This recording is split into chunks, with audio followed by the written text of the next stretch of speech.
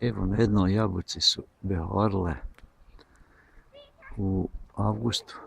Ove jabuke, dvije imaju. I one su već odrasle. Evo sad je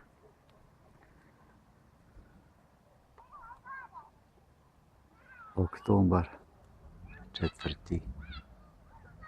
Znači, evo kakve su te jabuke.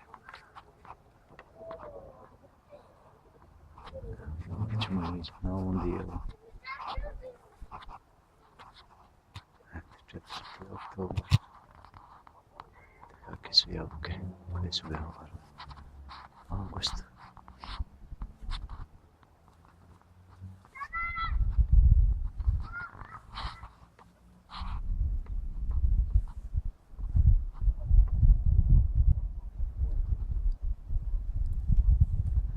Evo, s druge ćemo strane se krenuti, vam je već list spao, u ovi drugi voćaka.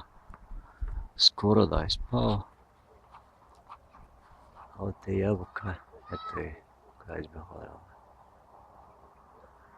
I eto je to voće već spao gotovo isto.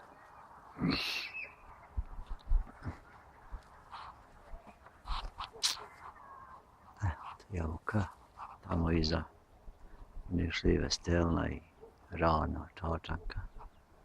Spao im već list. A vam uvijek krušaka se ovom drži još list, dobro. Ali eto, uglavnom, oktobar je mjesec.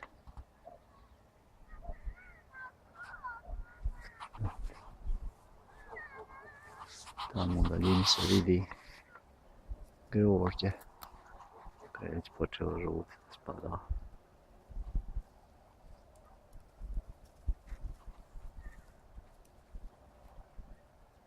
I ove dvije jabuke.